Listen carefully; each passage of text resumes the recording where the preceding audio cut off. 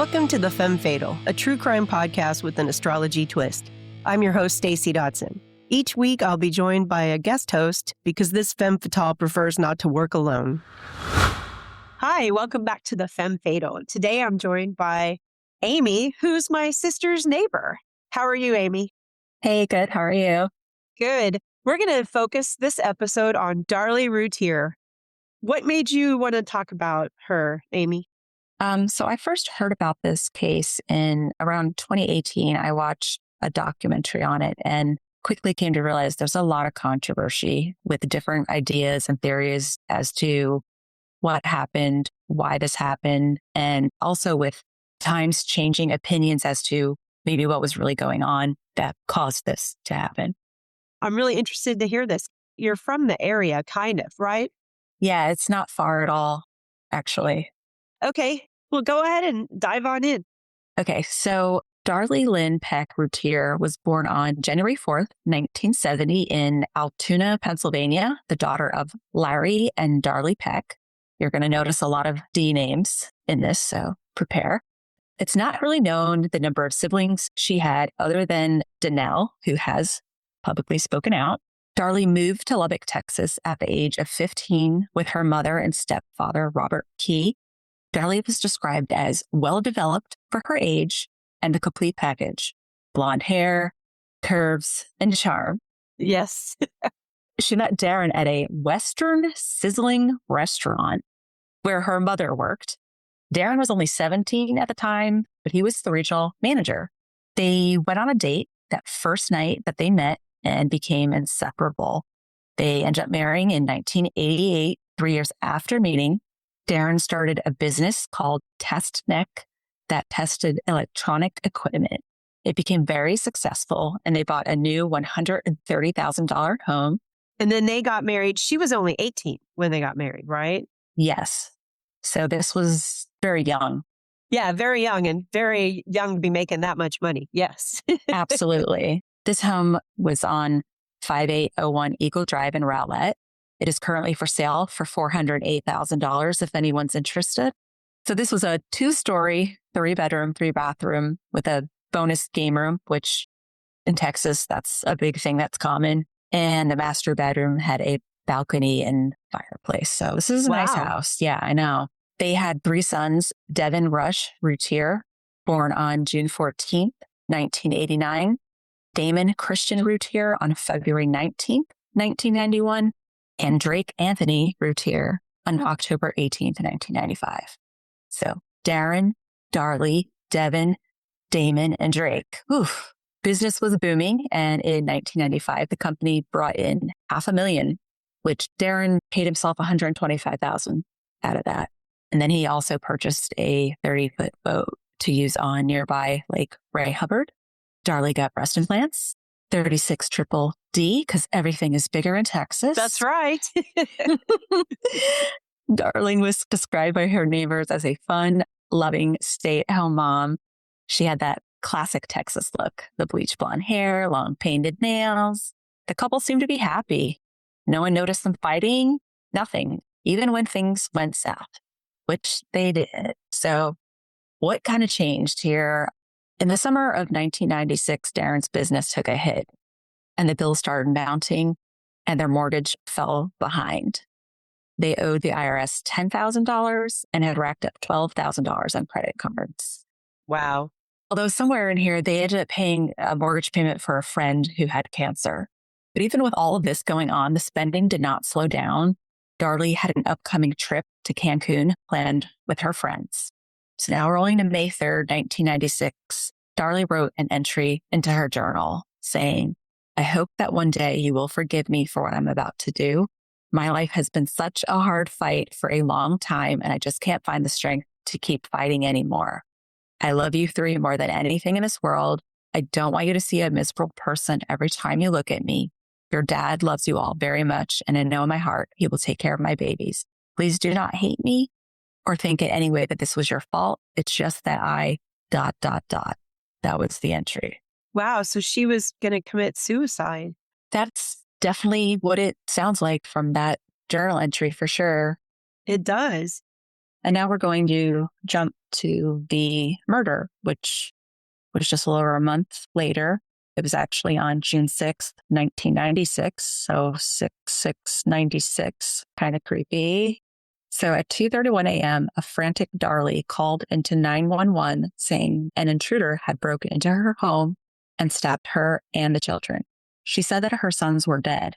This call would go on for close to 6 minutes, actually, where she over-explains the situation, even saying that, hey, I picked up this knife, so my fingerprints will be on it. Yeah, that's pretty weird. Yes. So she's just on and on and on. The police showed up within about 3 minutes. Paramedics couldn't get in right away because the police were clearing the scene. They observed Darlie she was kind of standing around. She wasn't even doing anything with the boys. Strange. The police did observe a cut window screen, suggesting initially an intruder. So I wanted to go into the injuries before the case so we kind of know what we got. Where was the husband? Husband was there. So basically, Darlie, she had fallen asleep on the couch that evening because the boys wanted to stay up and watch movies in the living room. Baby Drake, who was about 7 months at the time, he slept upstairs in his crib in the master bedroom with Darren. And Darlie said that when the baby moved, it would wake her up. So she went to sleep downstairs. She awoke to the sound of Damon pushing on her shoulder, yelling, "Mommy, Mommy." She saw a man standing by her feet, and then he took off running and she went after him. She heard glass breaking as they went through the kitchen. And once she got halfway through, she turned on the light and saw the man running towards the garage. She spotted a large knife lying on the floor, and then she yelled for Darren as she ran back through the kitchen, noticing blood all over. What's weird as well is that apparently they had a dog, and the dog did not hear anything. Neither did Darren bark, nothing. So it's like, how do you not hear that kind of commotion? Even Darren, I don't care how heavy a sleeper you are, there's got to be screaming and yelling. That just doesn't make sense. Plus, as we all learned from Sherlock Holmes, it's like if the dog doesn't bark, it's an inside crime. Yes, exactly. For sure. Darren came running down and he saw Devin first and noticed 2 large gashes in his chest. He could see exposed muscle and blood coming out. Darren said he actually slapped Damon to try and arouse him, get him going, and nothing. So he started CPR for the injuries. So the autopsy reports revealed Devin was stabbed twice in the chest, once in the left forearm and once in the left thigh. The chest wound had broken his chest cavity and exited through his back. He even heard on some documentaries that the knife actually went into the ground, into the carpet. Oh my God. It was that serious. Damon had been stabbed 4 times in the back, an incised wound in the left shoulder, and 1 cut in the left upper back. Darlie also sustained injuries, 2 wounds to the right shoulder, and her throat was slashed. She went in an ambulance to Baylor University Medical Center. Damon was also en route there, but passed away during the ride. At the hospital, her wounds were assessed and the slash to her throat stopped just 2 millimeters from the carotid artery. Had that been hit, she would have bled to death in minutes. Her blood was tested while she was there and it came back positive for that fen stuff that was back in the 90s. So basically amphetamines. Oh, was it like diet medication or something? Yes. Okay. Yeah. And that was a big thing then. This is believed to be due to the diet pills because she was really upset that she had not lost the baby weight. Enough weight. Yeah. The baby weight from Drake. The surgeon said that the neck wound was superficial and also noted there were injuries to her arm that did not appear until several days later. So actually she was released from the hospital, nothing, no injuries, bruising or anything like that. And then several days later, she goes back and she has this huge bruise underneath all of her whole arm. It's all purple and black. And the surgeon was like, these are approximately 24 to 48 hours old. They could not have happened the night of the murder. Definitely strange. Very strange. So then, let's see, consultant Jim Cron's, this is investigation, examined the crime scene and within 30 minutes came to the conclusion that there was no intruder. He questioned what the motive would have been. Why would the intruder have killed the children first and not Darlie, a capable adult? Nothing was missing from the home. There were multiple diamond rings that Darlie had left on the kitchen counter prior to going and laying on the couch. And those were still there. Yeah, still there, just chilling out. The murder weapon was an 8-inch white-handled butcher knife that had been taken from the wood block in the kitchen. Darlie stated she followed the intruder to the garage, but no blood was found in the garage or on the garage window or the fence in the backyard. The window screen that had been cut still had dust on it. The mulch that were around the flower beds nearby, not disturbed. No blood was found on the couch where Darlie said she was attacked. Blood was found in the kitchen sink, and luminol revealed the attempt to wipe away blood from the countertops and the basin. Wow. Yeah, doesn't look good. Also found was a sock near a trash can 75 yards from the house. Darren stated this was his and that the family kept a rag pile in the utility room of old socks. DNA revealed that the sock had 2 blood spots from Damon and Devin. In the kitchen, a vacuum cleaner was overturned, and on top, bloody footprints, and there was blood on the handle. DNA on the vacuum came back to Darlie. Next was the glass breaking that she talked about. The only glass that was broke was a wine glass on the kitchen floor, near and on top of bloody footprints. So this would suggest the footprints were there before the glass broke. Impressions of Darlie's feet were taken and examined and were consistent with the prints that they found. Trace evidence also found a fiber consistent with the same material as the window screen on one of the knives in the block. Whoever cut the screen put the knife back into the kitchen block.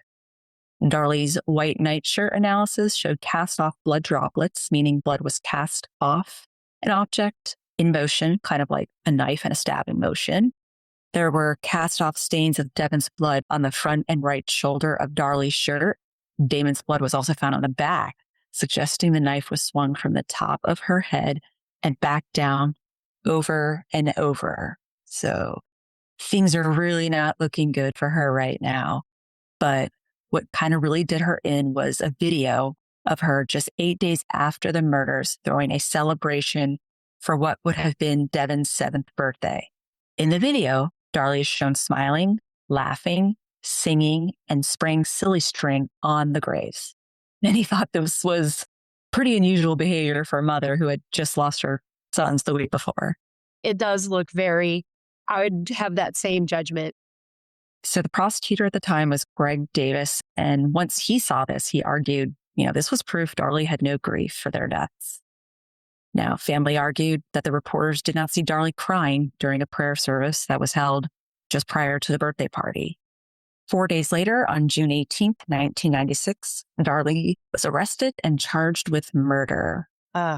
When you're reading all of that stuff, I only know a little bit briefly, but it's like, that is pretty damning evidence, I would agree. And I think when I first heard about the case, I actually initially kind of thought she was innocent because I was going based off of like the cut on her neck initially. Like I didn't fully pay attention to everything. I thought, oh, who would cut themselves in the neck? Like that's insane. But see, it makes more sense now that you told me she might have been suicidal. So she didn't care. She might have tried to kill herself. Yeah. So I just was like, oh, okay, who would do that? Well, yeah, you're right. The prosecution depicted Darlie as a materialistic, self-centered, and cold enough to murder her own children. She had court-appointed attorney Doug Parks, and he requested a change of venue due to how she was being portrayed in the media. The judge granted the move to Kerrville, Texas, 303 miles from Rowlett, which is one of the most conservative counties in Texas. So very conservative, yes. Yeah, this ended up being in favor of the prosecution, not the defense. In October 96, her attorney was replaced with a well-known defense attorney, Douglas Mulder. He filed to get the case back to Dallas, but was denied. The trial began on January 6, 1997, and included 7 women and 5 men. Immediately, she was judged for the arrest and plans the police share. Prosecution decided to indict Darlie for Damon's murder, since at age 5, the killing was considered a capital murder. In the event of an acquittal or successful appeal, then they could try her for Devin's death without having to worry about double jeopardy. The prosecution's theory for the why of the murder was purely financial. Both boys had a $10,000 insurance policy, so the police believed that she just literally staged the whole crime. The defense argued that wouldn't have even been enough to cover the funeral expenses. And if that was the case, why not kill Darren, who had an $800,000 life insurance policy? Oh, right. Her husband? Yes. Also, if it was about maintaining a luxurious lifestyle, why did she let baby Drake live? True. Defense said there was no motive, no confession, no witnesses to the event. Although Darlie was advised against taking a stand, she chose to. And of course, you know what happens with that. She got pummeled under cross-examination. Of course. The trial lasted 5 weeks and had around 52 people testifying, ranging from police officers to forensic experts, even a local business that was familiar with Darlie. Wow. Yeah, I know. I was like, oh, okay. That's a long trial. 52 witnesses. Yes, that is a lot of people to go through. So the jury watched this silly string video 7 times, and they deliberated for 9 hours before reaching a verdict. On February 1st, 1997, Darlie Routier was found guilty of the murder of Damon. On February 4th, 1997, she was sentenced to death by lethal injection. Currently, she is one of 7 women on death row in Texas. Okay. She's been held in the Mountain View unit in Gatesville since 1997, and she has maintained her innocence throughout. Now, over time, she did get a new defense team who included attorney Stephen Cooper, whose first task was to go through the transcript. He found 18,000 errors within the 6,000-page document, so seemed like a good opportunity for a retrial. After reconstructing the transcript, a judge approved the revisions in November 1999. Darlie's team then filed an appeal in 2001. That one was rejected, but then in 2008, another appeal was sent in to conduct further DNA evidence, and that was granted. It's on crime scene evidence. So those items they're testing are blue jeans worn by Darren, hair taken from the tube socks in the alley, the nightshirt worn by Darlie, the butcher knife, an unidentified fingerprint on the glass coffee table, pubic hairs found in the living room. What? Yeah, I know. And an unidentified facial hair. And as of 2022, these are still undergoing testing. As for baby Drake, he was placed into foster care after the arrest. The paternal grandparents ended up getting custody as Darren wanted to get himself together financially and emotionally prior to attempting to regain custody. Today, Drake does believe in his mother's innocence. Oh, he does. I guess he visits her. I'm not sure if he visits her. I didn't see anything about that, but I did see where it said like him being older, like both Darren and him believe in her innocence. Darren always believed in her innocence. Yeah. And he paid for all of her court fees and everything throughout the year. And then in 2011, Darren was allowed supervised visits, and he also filed for a divorce, saying it was mutually agreed upon, as both he and Darlie needed to end the limbo they were in. Did they just stop because they did get the conviction? They were going to try her for both separately, right? She's only convicted on Damon, and that was because he was 5. And since they got the death penalty, They didn't pursue for Devin. they did not pursue Devin, no. Okay. I mean, it's one of those things. It's like you want justice on paper, but she's already there, so it's more of a thought thing. Like, okay, they need justice, but, as long as she's in jail. She's there. She's been there since 1997, so quite a long time, and she's done plenty of jailhouse interviews as well. From what I understand, she has an innocence project, right? She does. She definitely has, the two sides. She has people who absolutely believe in her innocence and people who absolutely believe in her guilt. There's that controversy. That was always one of the things hearing the story, like how she came so close to dying. It's like she just got lucky. But no, it makes more sense with what you said, that she tried to kill herself before, or she had suicidal thoughts before.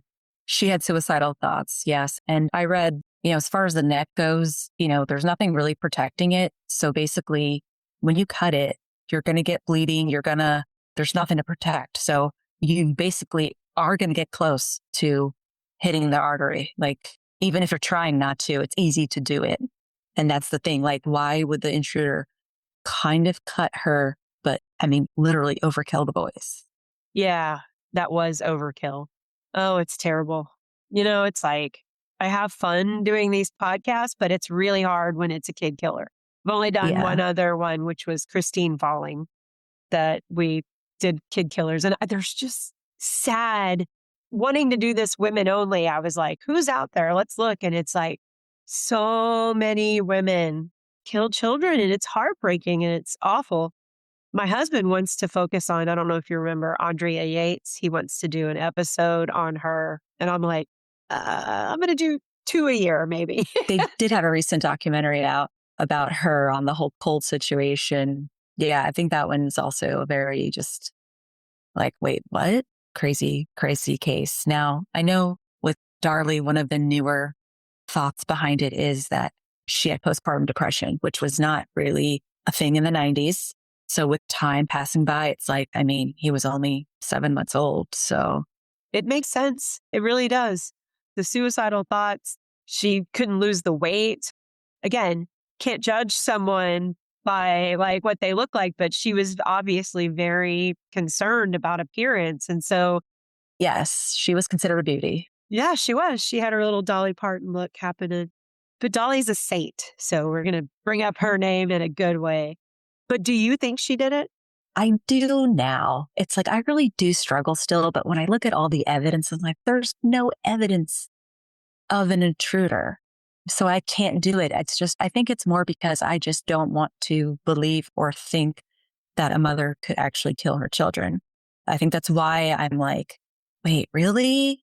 Really? And then the next slash. But after reading about that, I'm like, people do that. People have definitely hurt themselves trying to make it look like somebody attacked 2 people. And not only like, look at just in the world how like people go and they do mass shootings and then they turn the gun on themselves, you know? So it's a very, if you're in your headspace is wrong, you know, it's like that doesn't matter. Exactly. I agree. I mean, Andrea Yates, I mean, she was obviously definitely found like insane and to a mental hospital versus, Darlie was not. But I mean, it obviously, yes, your mental standing can play a big role in the choices you make. The thing with Andrea Yates was how she did it. It took so long. So normally I like to do this part to bring a little levity into the situation. And anyway, not this time, cases involving children kind of shift the tone. So, and with Darlie, she's also maintained her innocence this whole time, right? How long has she been in there? Since 97. So what, like almost 30 years? Yeah. Next year's 30 years. Yeah. And she still to this day says she's innocent. So that's a character trait there. So instead of trying to decide anything, we'll do it a little differently. We're going to, how you can interpret it both ways. So we'll start with her sun in Capricorn. Capricorn is about control, composure, image, and how the outside world perceives you, which, it seems like she had a little bit of that going on.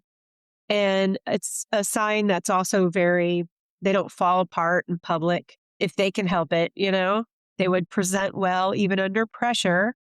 But also, they could be someone who, in the middle of trauma, might still try to hold it together and then be judged for not falling apart the right way, which you can take into account the silly string video and stuff like that. People think I wouldn't have that type of reaction, right? Anyway, the Capricorn doesn't perform emotion, it manages it. So now her moon sign, which is eerily coincidental when I say this, but her moon sign, that's your emotion, your center, your thoughts that you don't always share, your private thinking, is hers is void of course. And now I brought up that I don't like to talk about kids, but we did Christine Falling. Christine Falling's moon was void of course.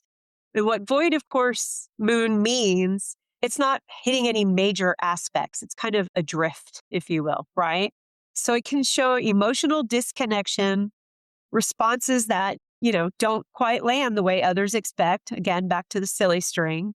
And you can be out of sync emotionally. So I find it eerily coincidental that the 2 that I'm going to talk about this year with children both have moon void, of course. This is so creepy. It is so on point. It is. It's not always absence. Sometimes it's misalignment. So Venus, the way you love, is in Aquarius. And Aquarians express emotions differently. Someone can be detached, a little unconventional, and they sometimes can come across as cold when warmth is expected. So that is a little bit of love detachment sign there. Her Mars is in Pisces, and Mars is action, reaction, and instinct. And in Pisces, Mars is indirect, emotional, and sometimes unclear. So one interpretation could be actions may not feel consistent. They might be hard to follow. And in moments of trauma, this placement can respond in confusion rather than clarity.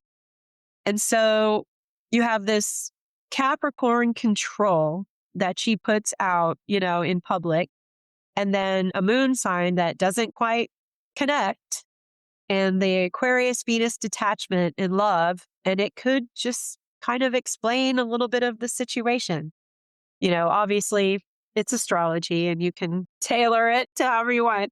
Yeah, but I mean, it is kind of interesting how these astrologies you do often really do kind of sound pretty much like, okay, yeah, this is this person.